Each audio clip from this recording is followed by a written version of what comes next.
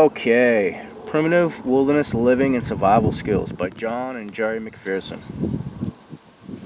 This is a no BS, no kidding around, straight to the point primitive skills book. I mean, we're not talking about line drawings, we're not talking about anything like that. Oh, it could be done like this. Nope, none of that. None of that. Oh, it's usually done like this. Nope, none of that here. All you're gonna find is pictures of them actually doing it. Incredible book. For primitive skills, this is a no messing around book. So the only color photo in the whole book is this one on the cover. If I can.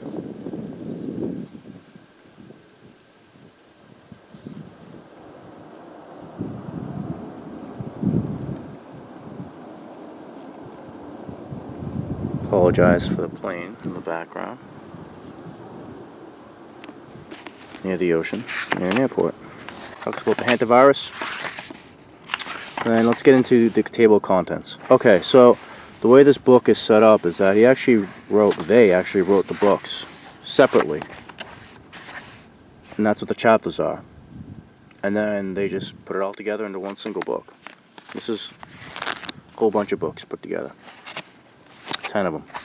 So the first one, and it's the first one he did, was buckskin. That was a big deal. It's not something that a lot of people know, especially back when he published it. So he does hair off for almost the whole thing, and then he just goes over hair on at the bottom. Framing, flushing, all of it. How to brain, the whole 9 yards. We'll get into that in a minute. Then he goes into primitive fire and cordage. So bow drill, hand drill, how to make the cordage. Making meat, bow, and arrow, right? Part 2 goes into trapping, gathering, the Atlatl, insects, preservation. It's a pretty comprehensive book. Okay, so cooking methods. Coals, broil, baking, boiling, everything you'd expect. Now this is really cool. They take a deer and they bring it all the way from the field to the freezer. Very cool. Butchering it, field dressing, skinning, all that stuff. Alright, so the 7th book that they wrote, which is the 7th chapter, is all about containers, baskets, coiled, bark, woven, all sorts of stuff. As you can see, animal, wood, stone. Part 2 is pottery. They really hit it all in this book. This book is unbelievable for primitive skills. This is really cool. Bunch of different tools. Serious tools. Serious tools. Not a joke. What's really cool about this chapter is that they make a full abo bow. Are you kidding me? Man, that's awesome. 10th chapter, they go over shelters. Alright, go over shelters. Okay, so going from here, introduction. Talks about 1986, he first published the brain tanning book. He found nothing in print that was to be of much help, and mostly through trial and error. So yeah, he talks about kind of his journey, his story, how he ended up this way, where he started and where he got to. So pretty cool stuff. A little history in there, which is obviously really good to know. Helps you get into the mindset of the book. 1993. Okay, so here's the beginning of the first book, Brain Tan Buckskin. Talk about knowing what you're talking about. This guy knows what he's talking about. The best part about John, in my opinion, I suppose, if it could be a best part, is that it's legit. It's just what it says. It's no drawings. This is how it was done. No, he takes a picture of himself doing it. Every single step of every single task. You can't beat that. And as he says, it do work. His way might not be, the only way to do it. There's always another way to do something. but it's a way that he knows works for him.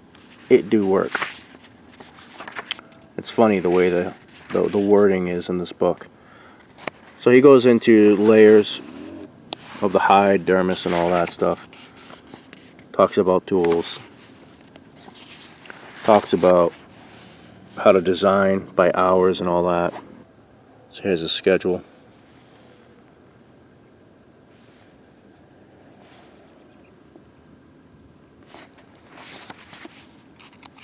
And he really breaks it down. Yeah, goes into tools, goes into materials. Everything you need, get it done. Different frames, how to flesh. I mean, specifics. He just gives pics on what he's talking about. He just doesn't mess around. He really doesn't. Talks about how to fix holes.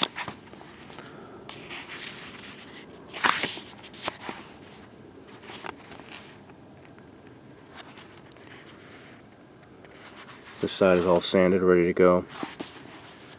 Goes into the braining. Pictures of him doing it, of course. Wringing it out. Sewing up the holes. Finishing it up.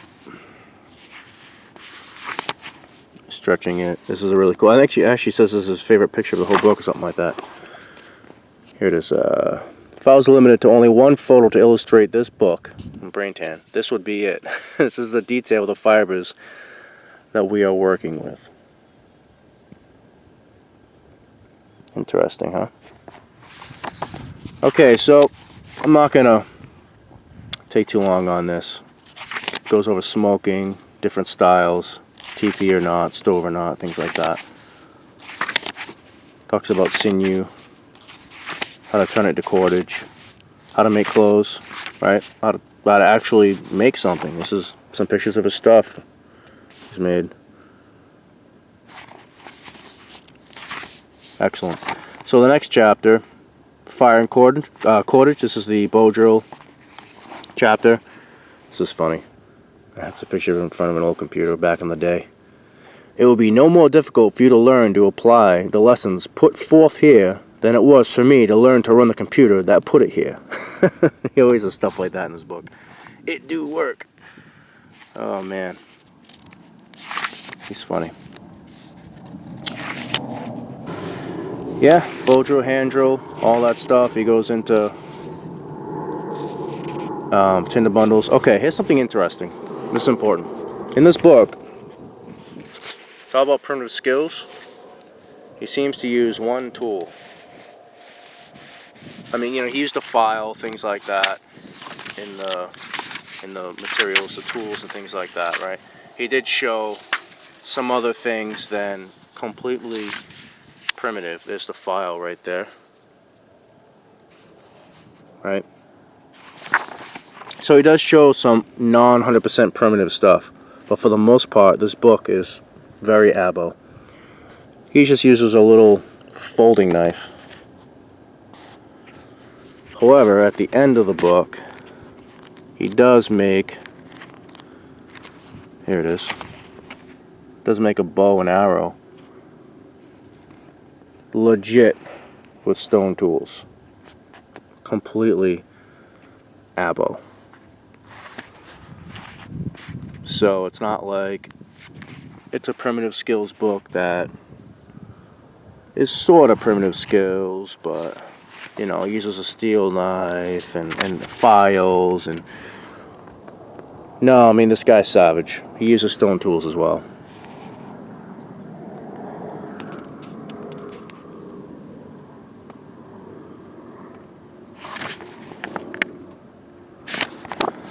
So for some of the book, he has metal tools, but he goes all the way into abo later on. So yeah, he goes into all this stuff. You know, we've all made primitive fire, I think, at this point. Goes into different cordage types. Goes into hand drill.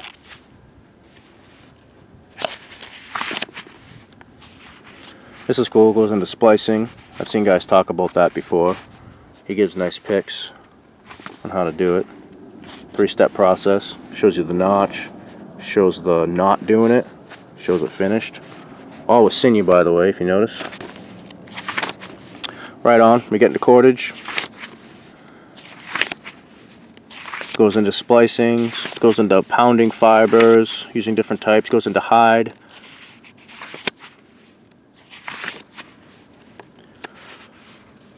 Something I'm not a fan of at all. The fake hand drill. Alright. Bow and arrow work. This is cool stuff. Reminds me of stuff I've seen in other work. Bower's Bible and things like that. Some other bow books. This is really cool that he has this in here for cane arrows. Kind of a step-by-step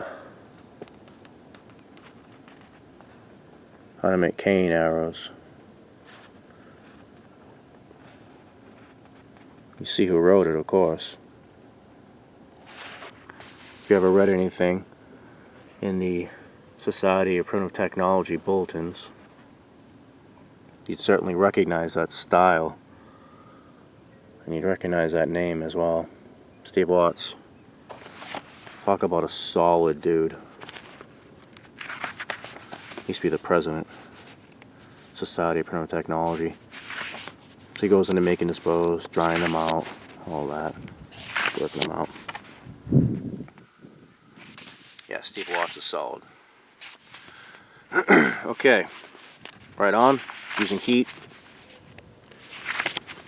Eventually, of course, goes into tillering.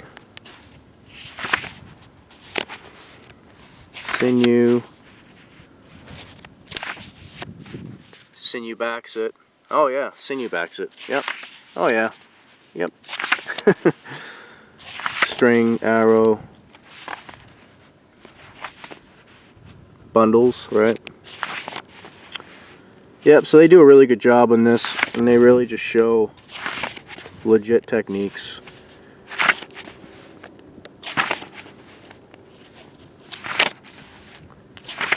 Fantastic stuff. There's the kit right there. Bow case, quiver, all that. Deadfall, snares, fish traps, Atlatls, and more.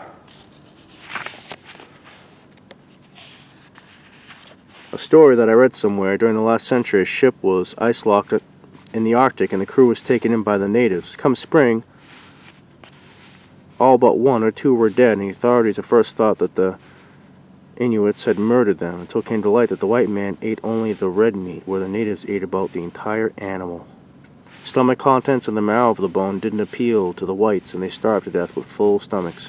Just something else for you to be thinking about before taking to the wilds. Also, hope that your critter hasn't been munching on poison ivy, oak, or sumac. Ouch. That's pretty funny. Interesting, huh? This book is just loaded. Right on. Goes into trap lines, goes into traps, triggers. Now he does something really cool here that I've actually experimented with. He has this really cool engine for his trap that I used in a completely different way. I made a video years and years and years ago about it.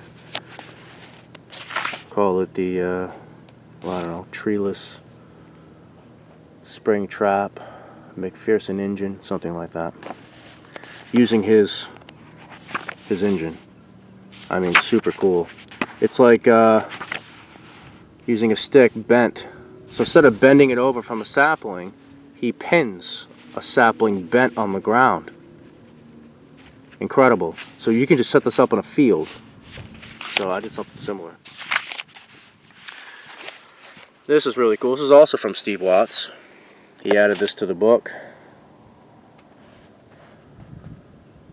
You can see how obviously a little weight on that. Gone. See you later. Greased lightning, I think. Like greased lightning. Steve mentions. I believe he talks about somewhere in here. Okay, here it is. He got it from an old trapper. Or rather, he got it from, let's see, I think he got it from a trapper that was local to him near the museum he worked. Yeah, let's check it out. Okay, we're running across this Deadfall Trigger, new to meats. Greased lightning, got it from Henry Ryan, a local old-time trapper, and he got it from an old trapper in Alaska in the 40s. So pretty cool. Specifics. All sorts of traps going on. Details. With pictures showing them.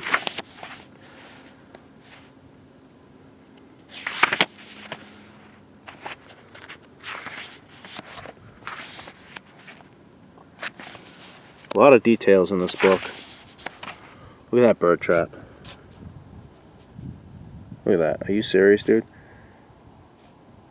Work of art. Oh my. Can you imagine? Can you imagine? I'm gonna catch a lot of birds with that. Imagine setting that up next to some Canadian geese. Oh man. Catch 5 or 6 of them. Fish traps. Something that I teach at my first level class. Go over fish traps. Atlatl. I mean, you know, this book is just, I'm halfway through this book. This book is crazy. I mean, it's just crazy. He even has the counterweight on the Atlatl. I mean, not just he. Jerry's in here as well. There she is, actually, with the Atlatl.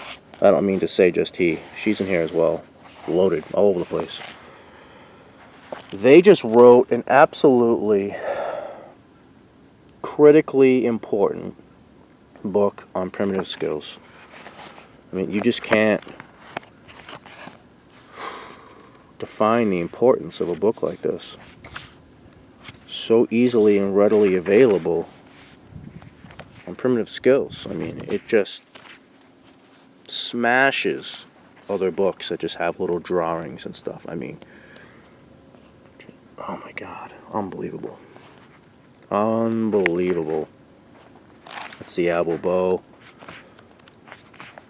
So I'm making it. It's the ads.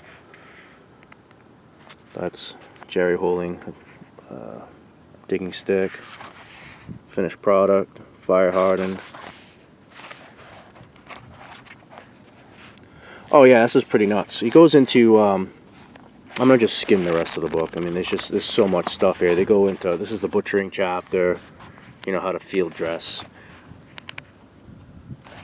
Pictures of them working on it, field to freezer right. They go into gathering plants, they go into cooking, baking, you know, frying on rocks, kebabs, roasting.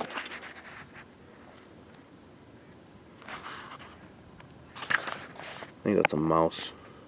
Yeah, field mouse. She's eating whole. Pack rats, venison, meat hanging, all sorts of stuff. So, this is some serious info on flint knapping. How to build proper platforms, angles of striking. I think it goes into conchoidal fractures. The 100 degree, yeah, here it is. Right. Oh yeah. Yeah. 13 cones. I mean, that's like flint knapping 101 right there. It's just, it doesn't get better than this. Well, it might get better than this. There's a book I have on flint knapping that's like the book. This book seems to be like he read that book and he based his whole flint knapping, as everyone did. I have, and pretty much probably everyone has based their information off that of the book, and I'll show that in a different video. That guy has since passed away, but the book he wrote was like unbelievable. Anyways, this book is unbelievable. There's no question about it. So here's the tools section, flint knapping. Man, oh man. There's the pottery chapter. So this is the book. Goes into pottery. I mean, how to put them in the fire. I mean, really, just step by step. Yep, this is what we did. That's how we covered it. We lit the fire. That's what it looked like. That's the end result. Yep, got it. That's the preheat.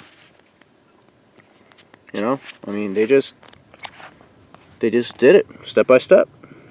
They just took pictures of themselves doing it until the task was finished. Every single time. This doesn't matter what it is. They just started a task, took pictures of every single step. This is working on the clay, gathering it. Jerry rocking the clay. You know, just step by step, just getting it done. Wood containers, animal containers, on and on and on and on and on. Hides. I mean, that looks like a hide haversack. Really? It's like, oh yeah, dude, yeah. We've been making hide haversacks for 35 years, something.